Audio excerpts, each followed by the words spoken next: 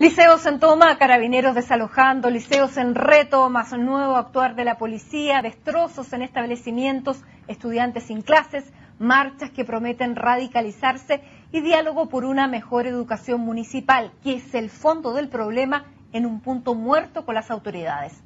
A grandes rasgos, ese es el panorama de las movilizaciones de los secundarios, un escenario que ha tenido imágenes llamativas, como la del bus de Fuerzas Especiales de Carabineros que amaneció al interior del Instituto Nacional, tal vez el establecimiento más emblemático de la educación pública en nuestro país. Para conversar de la situación en que está el movimiento estudiantil, sus demandas, sus puntos de conflicto, estamos ahora con Gabriel González, presidente del Centro de Alumnos del Instituto Nacional, uno de los detenidos también del desalojo hoy día durante las manifestaciones. Gabriel, gracias por venir. Muchas gracias por el espacio. También está Jorge Silva, presidente del Centro de Alumnos del Liceo José Victorino Las Tarrias de Providencia. Gracias también por estar acá, un liceo que también fue desalojado durante esta jornada. Y Eloísa González, vocera de la ACE, la Asamblea Coordinadora de Estudiantes Secundarios. Eloísa, muchas gracias también por estar en esta mesa. A todos, bienvenidos. Bueno, la primera pregunta es para ti, Gabriel. ¿Cómo fue encontrarse con un bus de las Fuerzas Especiales de Carabineros dentro de lo que es el Instituto Nacional, el más emblemático de lo que decimos de los establecimientos de la educación superior hoy día de la mañana? Bastante rechazo en el sentido de que en un minuto, nosotros lo hemos dicho ya desde el día lunes, el alcalde Salaqueta a nosotros nos mintió, en el sentido de que nosotros tuvimos una reunión con él a principios del año, en donde nos dijo que los colegios no iban a ser desalojados en tanto tuvieran votaciones democráticas de por medio. Fue así en el Instituto Nacional, ha sido así también en otro de los liceos de la Comuna de Santiago y se ha hecho justamente lo contrario. Por lo tanto, una acción bastante repudiable por parte de mis compañeros, una acción bastante repudiable no tan solo por mis compañeros, sino que también por la comunidad institutana que rechazó hoy día justamente en la mañana, en una reunión que tuvimos justamente con el rector. Pero se juntaron la semana pasada con el alcalde Salaqueta y él dijo que iba a desalojar, que no iba a permitir tantas tomas y que finalmente se iban a producir los desalojos y lo firmaba. Claro, pero por eso te digo que existe una especie de inconsecuencia dentro de lo que dijo a principio de año. ¿Tú a qué lo atribuyes? Puede ser el tema del ambiente de las municipales, también la propaganda que está realizando la UDI en contra de las tomas, pero en definitiva acá a lo que a nosotros nos interesa atender son las demandas del movimiento estudiantil, dejar la teleserie un poco de lado, de la toma el desalojo, la toma del desalojo y estructurar, digamos, los temas de fondo que a nosotros nos interesa. Eloísa, ¿qué fue lo que encendió las movilizaciones estudiantiles y las tomas de los colegios a partir después del 8 de agosto, en que fue esta manifestación grande, en que se incendiaron estos buses y que se produjo, digamos, un giro de lo que fue el movimiento estudiantil y tal vez una separación con lo que eran los universitarios? ¿Qué fue lo que encendió de nuevo las tomas en los colegios? Bueno, en primer lugar, antes del 8 de agosto, antes de incluso el mes de agosto, nosotros como asamblea habíamos ya dicho que ante la nula respuesta por parte del ministro de Educación, Harald Breyer, en cuanto a la entrega de la propuesta educacional que teníamos nosotros, se iba a aumentar o se iban a convocar a mayores movilizaciones y que también de una u otra forma habían posibilidades tanto de toma como paralización de clase ante justamente esta nula respuesta. Y es por lo mismo que en realidad aquí hay que distinguir dos cosas. La primera, que este proceso que se ha estado viendo durante el mes de agosto responde a la inconsecuencia o la nulidad de respuesta por parte de las autoridades, y que por la parte, en realidad el 8 de agosto viene a marcar un pie de inicio a las movilizaciones, pero que no significa que sea en el fondo la causa sino que nosotros ya estamos hablando de antemano del aumento de movilizaciones. Tú hablaste de un nuevo estallido social, ¿a qué te referías con eso? No, estallido social me refiero básicamente que aquí, a raíz de un año potente de movilizaciones que fue el 2011, un primer semestre donde tuvimos que rearticularnos, donde tuvimos que buscar y exigir que le devolvieran la matrícula a los estudiantes secundarios que habían sido expulsados, nosotros nos dedicamos también a fortalecer las propuestas en torno a la educación que teníamos, y en ese sentido nosotros ante la falta de respuesta, ante el portazo tras portazo que nos ha dado el Ejecutivo, el mes de agosto se constituye como un mes de nuevas movilizaciones donde volvemos a propulsar nuevamente con más fuerza las demandas que teníamos. Pero hablar de nuevo estallido social, ¿no temes que se te acuse de propiciar la violencia, por ejemplo, y que finalmente se quede el foco en la violencia, en las tomas, en las retomas, en vez de hablar de educación? Aquí quien ha puesto la violencia en la palestra ha sido justamente el ministro con su silencio en cuanto a los contenidos de las propuestas. Pero hablar de estallido social, eso me refiero, el término. No, que porque puede sonar, en realidad la violencia aquí es propiciada principalmente por las autoridades que no han dado los espacios de diálogo, los espacios de discusión en torno a las propuestas. Y es mucho más violento eso, considerando también que aquí la primera respuesta ante las movilizaciones no fue, bueno, respondamos a las propuestas que tienen los estudiantes secundarios, sino fue desalojemos los colegios, violentemos a los estudiantes, también reprimamos a los estudiantes. Se ven claramente los desalojos violentos tanto en Providencia como Santiago Centro. Por lo tanto, en realidad aquí quien ha propiciado un clima de violencia ha sido justamente las autoridades con su silencio. Tú también lo estás viviendo así en Providencia, que bueno, ha sido una comuna donde tradicionalmente se ha desalojado rápidamente. ¿Cómo has visto ahora el actuar del alcalde Lavé? A ver, aquí hay que señalar algo sumamente importante, que también tiene representación magnífica en lo que fue la reunión hoy día con la secretaria general de la Corporación del Desarrollo Social de Providencia, señora Carmen Lacalle, y con la directora de Educación de la Corporación, la señora Carla Frauenberg. Aquí se acusa que es un hecho violento también el hecho de tomarse el establecimiento. También dentro de toda esta acusación de violentismo al movimiento estudiantil entra una frase célebre del ministro Hinspeter cuando dice que es bullying el hecho de tomarse los liceos, cuando sin embargo el mayor hecho de violencia viene a estar dentro de los desalojos. Hoy día la Corporación del Desarrollo Social de Providencia nos dijo que no estaba al tanto de los hechos de violencia que siguieron el desalojo del Liceo Carmela Carvajal de Prat, donde hubo incluso estudiantes que tuvieron un brazo dislocado. Por lo tanto, hoy día, ¿qué vemos? Tenemos municipios que llaman a desalojar liceos, pero luego se desentienden de sus consecuencias. Por lo tanto, ellos piensan que con el solo hecho de cumplir, dar acceso a la educación a quienes ellos están defendiendo, se pueden desentender de lo que deviene. Aparte, cabe destacar algo que tanto señaló Elisa como Gabriel, que aquí hay procesos de votación dentro de los establecimientos antes de ser tomados. O sea, estas tomas son democráticas dentro de son los democráticas y cada toma establecimientos establece mecanismos para revalidar las tomas constantemente y que sean los espacios de discusiones. Por lo tanto, aquí no es un acto arbitrario. ¿Y sienten que tenga esa misma legitimidad la toma dentro de los establecimientos que dentro de la ciudadanía o de la misma comunidad estudiantil, dentro de, por ejemplo, los apoderados? A ver, en el caso de Providencia, varias de las tomas parten por temas internos. Sin embargo, un tema que hoy día está uniendo a Providencia y que también se puede encontrar en la propuesta educativa de la ACES es lo que tiende a hacer el Consejo Escolar Resolutivo, que versa básicamente sobre el control comunitario. O sea, hoy día lo que se nos presenta en términos de educación es que tenemos unos sostenedores todopoderosos que son capaces de imponer los proyectos educativos institucionales, imponer las normas de convivencia entre los establecimientos, sin estar justamente estos sostenedores desarrollándose en el proceso de enseñanza-aprendizaje, sin estar en el cotidiano de este proceso, y por lo tanto se viene a exigir que un Consejo Escolar Resolutivo tenga la facultad de trabajar su proyecto educativo institucional y sus normas de convivencia. Que esa es la propuesta de la ACES, básicamente. Y que nosotros también estamos potenciando como Providencia, y que es la demanda que tenemos como Providencia. Y desde ese punto de vista nosotros hemos visto aceptación de parte de los apoderados en términos de comprender que los problemas de la comunidad deben ser resueltos por la comunidad. Porque aquí se nos presentan hechos impresentables. El año pasado, con lo que fueron las expulsiones de los estudiantes, es de nuestro parecer que se tuvo que haber resuelto como comunidad y no por vías judiciales. Ahora hablemos de las propuestas, porque aquí tenemos un representante no propiamente de la directiva, pero de la CONES, la ACES, tú eres independiente, pero más o menos todos tienen una propuesta, digamos, común, con ciertos matices. Lo que propone la ACES son básicamente que los establecimientos tengan el control comunitario.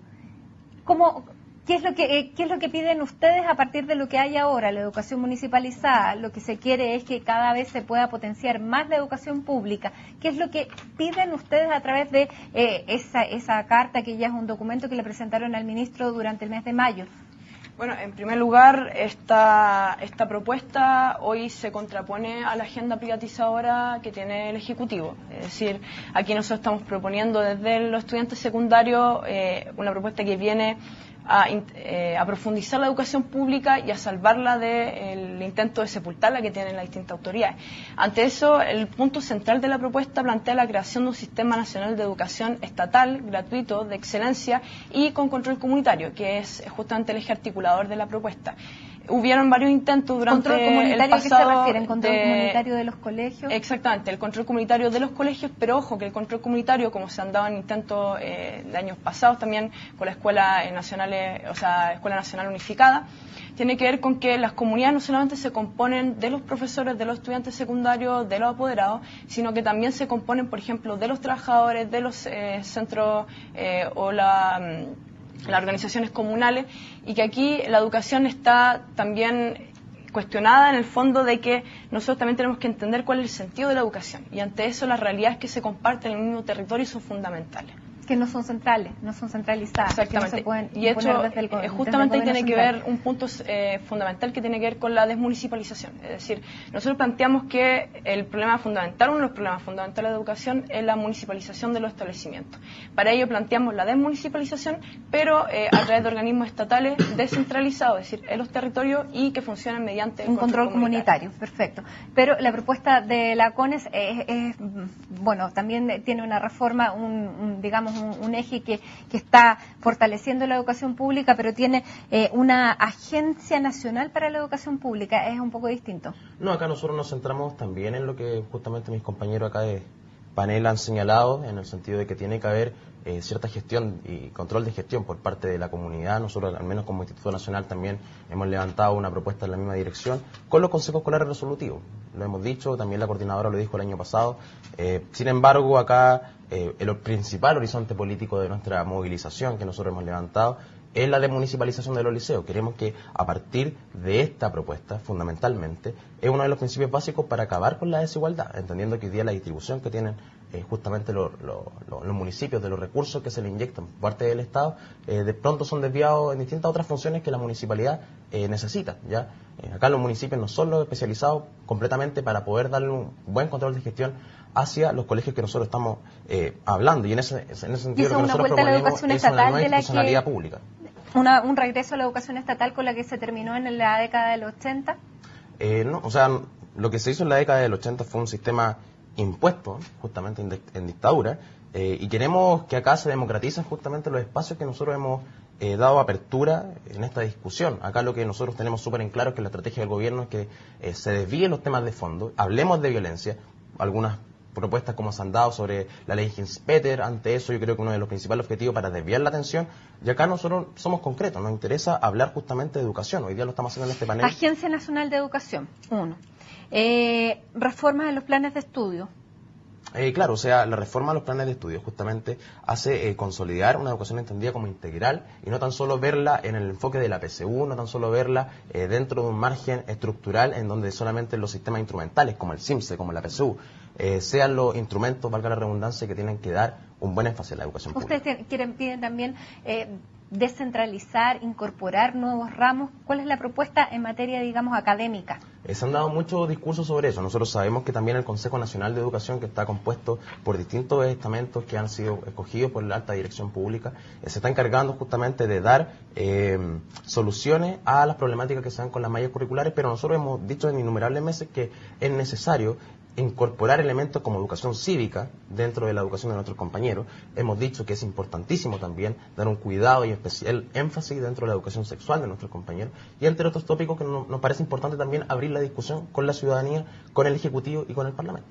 Disculpa que interrumpa sobre ese mismo tema para aportarle al compañero lo que dice.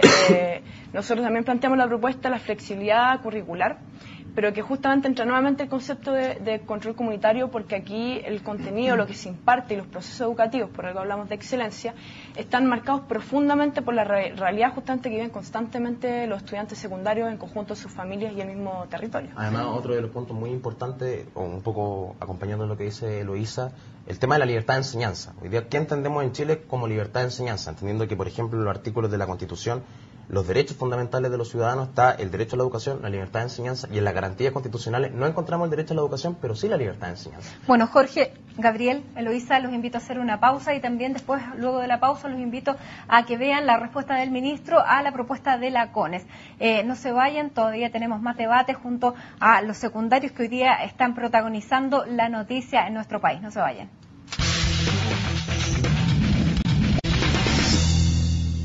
Esto es CNN Chile y seguimos conversando con 3 estudiantes de la educación secundaria, dirigentes cada uno de sus colegios, de sus liceos, la dirigente de la ACES, sobre retomas, pero sobre todo de la educación pública. Estábamos hablando de la propuesta de la CONES y los quiero invitar, los había dejado invitados antes de la pausa, a que escuchemos las palabras del ministro Harold Bayer, que no se ha reunido con ninguno, pero tiene una visión sobre esta propuesta de la CONES. Escuchemos. Conocimos un documento de la CONES que nos parece que efectivamente es un documento que se mueve mucho más en el espíritu de lo que nosotros hemos planteado. Un documento que no impone, sino que hace propuestas concretas en áreas como educación escolar, y nos parece que en torno a ese tipo de reflexiones se puede generar un diálogo mucho más fructífero que a través de movilizaciones y tomas que nada aportan a la educación chilena. Un diálogo que hasta ahora no se ha producido. ¿Ustedes estarían dispuestos a llegar a algún diálogo con el ministro, a sentarse a conversar con el ministro sin condiciones? En primer lugar, respondiendo un poco a lo que señala el ministro, de taxativamente darle pie a las propuestas que nosotros hemos levantado y no a las movilizaciones, nosotros decimos que nos vamos a mantener una estructura en el sentido de que se tienen que mantener ambos ejes. Hace 2 meses atrás, cuando no estaban las tomas en los liceos, acá en Chile se dejó hablar por un tiempo de educación, se congeló el tema. Y justamente lo que nosotros hemos hecho a través de esta apertura de espacio, a través de este trabajo político de por medio, es instalar nuevamente un tema que a nosotros nos interesa. Por eso te reitero la pregunta, ¿estarían dispuestos a sentarse a conversar con el ministro Bayer sin condiciones? Más que sentarnos a conversar con el ministro Harold Bayer, a nosotros nos interesa un trabajo concreto. Pero el trabajo se realiza con la institucionalidad vigente. ¿Pero están de acuerdo? Efectivamente, nosotros siempre hemos dicho que tenemos que actuar con todos los actores sociales y entre ellos también está el Ejecutivo. ¿Y se van a sentar a conversar sin condiciones? Ahí también con respecto a la declaración del ministro espérate, Luisa, ¿están dispuestos a sentarse a conversar sin condiciones con el ministro? La condición fundamental es sentarnos con este pie, con la propuesta que al menos levantaba la CONES y que hoy día todavía sigue siendo discutida en muchas de las regiones de la Cabarca. Eloísa, la misma pregunta para ti. Sí, lo que ahí ocurre, y justamente lo que quería mencionar, es que cuando el ministro Bayer hace mención de la propuesta de la CONES, está también haciéndole quita a la propuesta tanto de los compañeros de las Tarreos de Providencia como a los compañeros de la ACE. Y eso se enmarca también en una actitud que han tenido durante los últimos meses del divisionismo, de dejar en claro que aquí estamos divididos, siendo que nosotros justamente uno de los acuerdos fundamentales que tenemos es que, independiente de dónde provengamos, aquí la formulación de propuestas es lo fundamental. Por eso, ¿están de acuerdo a sentarse, estarían dispuestos a sentar a conversar con el ministro, dado que es la institución y lo que ustedes quieren es llegar a establecer una propuesta? ¿Están dispuestos a sentarse a conversar o hay condiciones? Primero discutamos de las demandas estudiantiles en su conjunto, no solamente por un sector. En segundo lugar, también seamos capaces aquí, y en particular hacia las autoridades, de que se deje de tener estas políticas divisionistas en cuanto al movimiento estudiantil secundario, o de personificar también, porque eso lo único que genera es justamente entrampar la discusión en torno a la educación. Pero sin condiciones, ¿estarías dispuesta a llegar a conversar con el ministro? Creo que aquí quienes nos han puesto más condiciones han sido ellos, a través de los desalojos violentos, a través del divisionismo, sin fin de otras políticas. Ustedes podrían juntarse a ACES. Creemos primero que aquí hay una serie de pasos a seguir. El primero, justamente lo que mencionaba, con terminar con las políticas divisionistas, porque aquí no podemos sentarnos a discutir algo siendo que de antemano hay una política por parte del Ejecutivo de querer dividir, de querer entrampar la movilización estudiantil o de querer, en el fondo, sofocar el movimiento. ¿Esas son las condiciones que tendrían que darse para que ustedes llegaran a juntarse con el ministro? Sería una de las condiciones que primero tendríamos que ver que haya una respuesta concreta. ¿Pero a qué llama una respuesta concreta? Es decir, el tema de que se pronuncie con respecto, en particular la propuesta la hace, que sea capaz también de una u otra forma de generar, o por lo menos discutir con respecto al contenido, porque hasta ahora ha sido, bueno, nos parece la propuesta, pero no se refiere al contenido mismo de esta. Por lo tanto, primero necesitamos una señal por parte de la autoridad. Ahora, eso no significa, como menciona el compañero, de que las movilizaciones se bajen, porque es justamente una medida que nosotros tomamos para presionar, porque si no, de otra forma no se estaría discutiendo educación. Hay algo súper importante que señalar sobre eso, que ha sido una estrategia en términos políticos que han seguido los gobiernos, tanto como las municipalidades, de tratar o intentar parecer que el diálogo de por sí es algo fructífero o que de por sí va a llegar a ciertos fines. Sin embargo, la invitación al diálogo no está fundamentada sobre discusiones. De hecho, hoy día podemos ver constantemente que el discurso desde el gobierno es decir que las políticas no se pueden impulsar desde la calle, no se pueden implantar desde la calle. Sin embargo, hoy día lo que vemos en la encuesta de la ciudadanía es que hoy en nuestro país es más legítimo impulsar una política desde la calle que de la moneda o el Congreso. O sea, porque han visto que hay más resultados cuando la gente sale a la calle, fue lo que hoy la pasó en gente Aysén, legitima que fue lo más, que pasó. hoy la gente legitima mucho más las políticas que se impulsan desde la calle que las políticas que no responden desde el Congreso o desde la moneda. Pero por lo tanto, aquí hay un claramente, asunto de legitimidad. igual llega un momento en que hay que llegar y sentarse a cosechar. Y en la calle no se va a cosechar, se va a cosechar con las autoridades que estén en determinado momento ejerciendo el poder. ¿Están dispuestos ustedes a sentarse a conversar? Es que, a ver, el problema aquí no es conversar. O sea, si se trata de sentarnos a conversar, el problema no es ese. Lo estamos haciendo ahora. Sí, pero podríamos convidar al ministro. El punto es que conversar no es ni dañino por sí, ni tampoco es fructífero por sí. O sea, de conversar uno puede sacar tanto todo como nada. Por eso que el hecho de que un ministro plantee, lo que me no llama la tenemos atención es que condiciones. sistemáticamente han dicho el ministro no nos recibe, el ministro no dialoga, pero a la hora de decir estamos dispuestos a sentarnos, pareciera que no, que hay muchas condiciones nos podemos antes. sentar y ¿Es así o todos no? nos podemos sentar y no hay problema en conversar. El tema es que él pide que no hayan condiciones, sin embargo comienza a condicionar cada acción a través de sus declaraciones. El hecho de que hayan desalojo, el hecho de la represión incluso que se da al interior de los establecimientos cuando se tratan de discutir temas de educación, son condiciones, y son condiciones que vienen desde los municipios y desde el gobierno central. La criminalización que se hace a los movimientos sociales también es una condicionante. ¿Y diálogo durante la movilización? ¿Les parecería más una propuesta más...? Yo creo que acá lo importante es concretar, o sea, el ministro desde el principio de año nos viene invitando justamente a su despacho, a su oficina, pero no tenemos nada concreto. Nosotros hablamos de que esta movilización hoy día tiene que ser uno de los ejes principales para poder concretar justamente una propuesta educativa en donde todos los chilenos se sientan identificados, todos los sectores del movimiento estudiantil, y a partir de eso empezar a avanzar justamente en una buena educación pública y que no segregue. ¿Pero es más fructífero sentarse? Es que más que sentarse, nosotros no queremos calentar la silla, nosotros queremos, como lo decía acá el compañero, entablar una comunicación que dé resultados, que dé frutos, no tan solo una conversación porque sí y que después rompamos nuevamente como se hizo el año pasado una mesa y no tener triunfo político concreto para nuestro país. Históricamente, lo que han sido los resultados de las negociaciones, de los diálogos con los gobiernos, y vamos a verlo desde el 2006 hasta ahora, nunca se han conseguido los puntos principales en los que los estudiantes se han movilizado. Por lo tanto, si uno lo ve históricamente, ha servido realmente para los movimientos estudiantiles sentarse y negociar. ¿Pero por qué les sirvió no. Magallanes y no les sirve el movimiento estudiantil? ¿Por qué Magallanes pudo cosechar con Iván Fuentes, cosechar puntos concretos y a ustedes no les ha resultado? Son contextos, en primer lugar, que yo creo que son distintos en el sentido práctico. Acá nosotros, como lo bien decía el compañero, desde el año 2006 probablemente venimos sentándonos con el gobierno, donde ese mismo año se vio como la concertación y la derecha formaron un pacto para justamente entablar un proyecto de ley o una propuesta de ley que iba completamente en el sentido contrario que los estudiantes habían manifestado. Ahora, ¿qué se está haciendo? Vemos que el ministro de Educación, por ejemplo, o el gobierno está de acuerdo, junto con otros sectores también, de desmunicipalizar. El punto es cómo lo hacemos. La propuesta del señor Bulnes del año pasado es una propuesta que él mismo autocriticó. Y a partir de esa plataforma política que hoy día tenemos, nosotros podemos establecer justamente parámetros que den solución a las propuestas de nuestros compañeros. Pero eso es, digamos, a la hora de hablar de cosas prácticas, eso es más práctico que llegar a la toma y que finalmente hablemos del bus de carabineros que está hoy día en el Instituto Nacional, de los 100 detenidos de la toma, a que estemos hablando finalmente de lo que propone la ACE, de lo que propone la CONES. Tú hiciste una pregunta importante, que fue, ¿por qué, por ejemplo, en Magallanes sí y en la educación no? A ver, ojo, el gobierno constantemente intenta una forma de descalificar los movimientos estudiantiles a través de decir, aquí el problema se está politizando. Cuando hay que ser claro, el problema siempre que ha sido político. Hoy día, si no se tiene una ecuación como la que nosotros planteamos, es por visiones políticas de quienes hoy día gobiernan.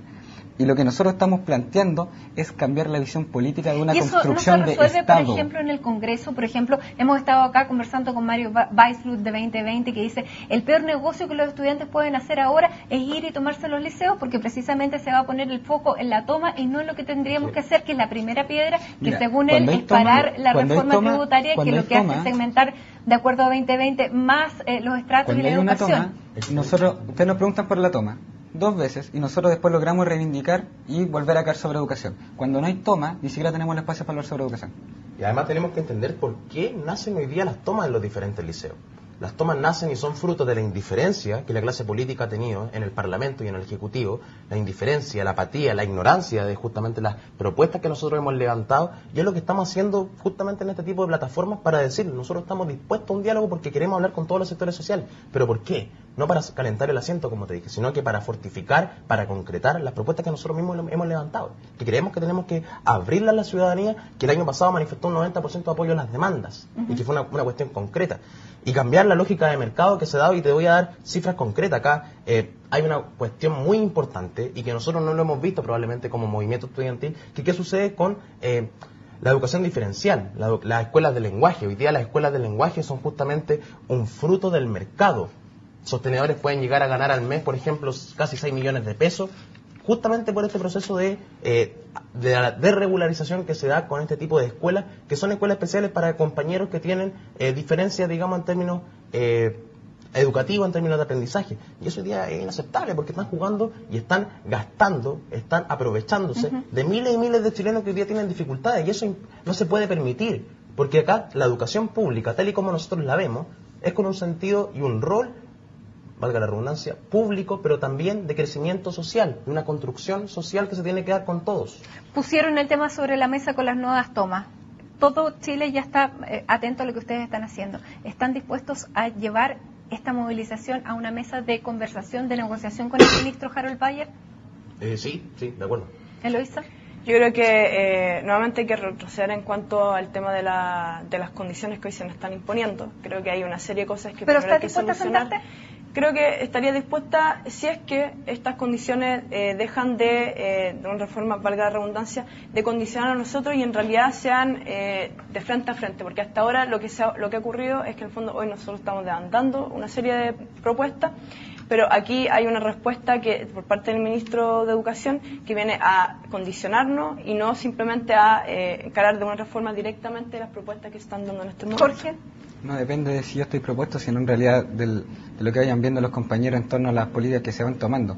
En realidad, ciertamente, aquí nadie decide por lo que uno está dispuesto. El ministro puede decir por lo que él está dispuesto. Pero por lo mismo, de acuerdo a cómo se desarrollando ello, aquí nosotros estamos representando, decidirán si es correcto, es válido o no sentarnos a conversar frente a un ministerio. Por de pronto, ustedes han llamado a una movilización el próximo jueves 23. ¿La hace fundamentalmente? ¿Adhieren?